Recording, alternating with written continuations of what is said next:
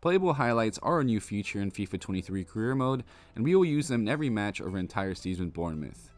So I utilized 6-minute halves, legendary difficulty. I don't think the half length really makes a big difference with the amount of highlights. I'd say every match took 3 to 5 minutes to complete. And in total, it was 3 hours to play just the league matches. I only played Premier League. I didn't make any changes to the squad other than, just kind of moving players around in the starting 11 and all that. But I didn't do any transfer business. So I'd say if you have transfer business playing league matches, maybe have Champions League, it'd probably take about 5 to 6 hours to complete a whole season. You still have the regular sim match option, but you can also play only attack highlights, or you can play all highlights. The highlights where you're defending really don't take too long. It only adds an extra minute maybe. So I'd say you better off just playing all. It doesn't take all that long whatsoever. But one of my big issues is that once you're in the match, you can't make any subs. So you see, it showed that I had a red card, but I could not see where the red card was, and I could not make an appropriate sub to kind of make sure we were fine after having that red card. So that's a pretty big deal, and they'll make subs for you is what the AI will do also. They're going to make subs for you. That's something I don't like whatsoever. I don't know why you can't make subs. It just doesn't make any sense to me. There are also a lot of penalty kicks. You can see one here against Leeds United. I think this was the opening match of the season. Yeah, saved it, but there's actually an abnormal amount. I'd say a lot of the attack highlights from the opponent are honestly pretty toothless. I really think you just kind of have to build a team. Or if you're going to just do an entire season of playable highlights is your plan, you almost have to build a team around it. You need center backs who are pacey, and a striker, you need to have pace, dribbling, and finishing ability, because you can see these little solo runs.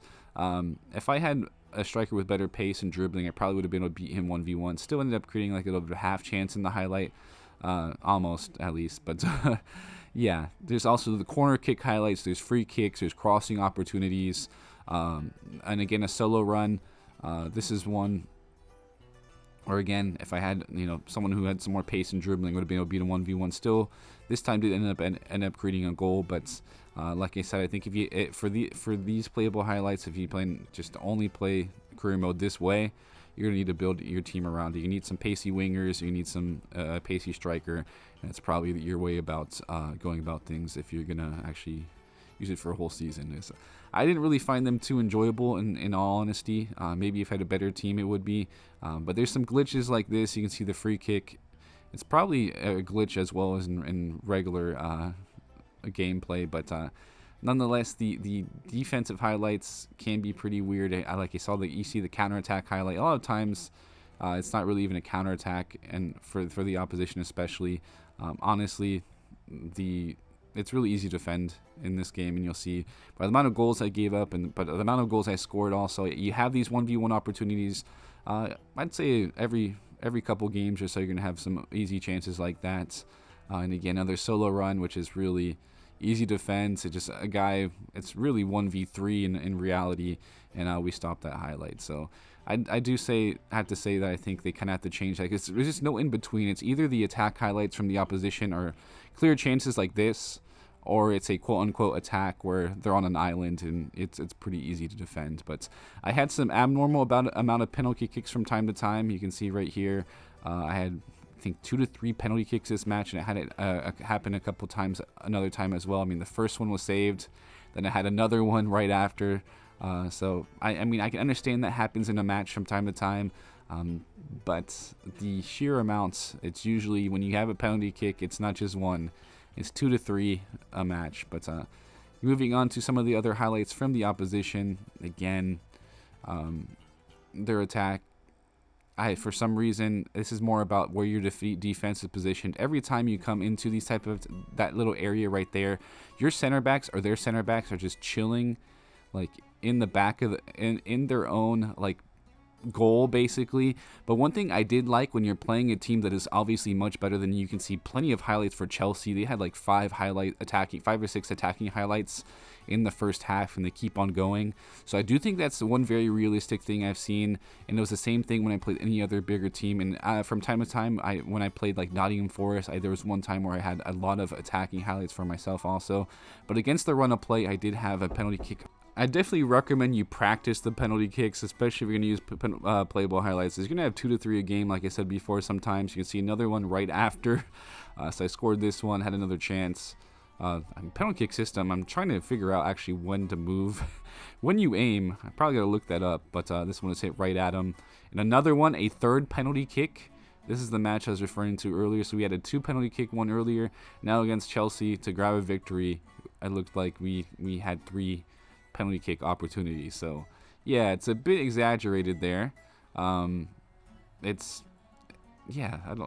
not a big fan of the way that is. And crossing opportunity, I have to say, crossing opportunity highlights are usually pretty garbage. It's either a clear cross or it's something like this where, yeah, it's that there was no crossing opportunity. We win the ball, we won the ball back right away. Had like crossing opportunity a lot of times. It's literally you have a winger isolated with maybe a striker.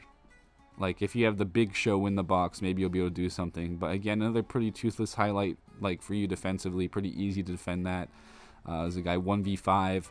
So that's probably one of my biggest critiques about some of the highlights. They're really not big highlights in reality. Like, you're gonna have to work the ball around like this. Take your time and try to make something happen in that manner. But one thing another critique I have is that.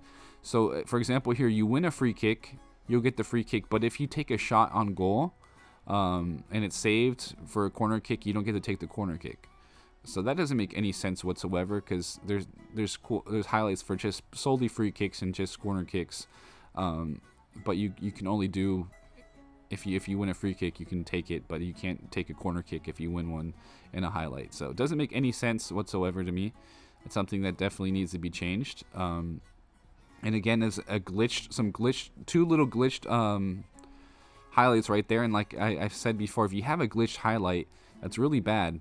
I scored a goal even on the glitched highlight, but it doesn't count. It didn't count, which is very strange. And yeah, that's something that needs to change again. Pretty just simple stuff, easy to defend, and that's my one biggest complaint here. Is a lot of the highlights are just toothless. But another example of Manchester United, who's expected to dominate the game, getting plenty of attacking highlights, and that's what you would like to see. That's one thing I think is very positive. They're dominating the game. It's shown. They should dominate the game. It's Manchester United against Bournemouth, and they ran away with it there. They scored that penalty kick. And again, the issue with the defenders just chilling way too deep in the box. I take advantage of it, hit that long shot. So again, you probably actually want to play a striker with some good long shots and shot power also, to kind of take advantage of those little glimpses of goal you're going to get because of the defensive AI being pretty weak. But yeah, I think we're kind of wrapping things up now.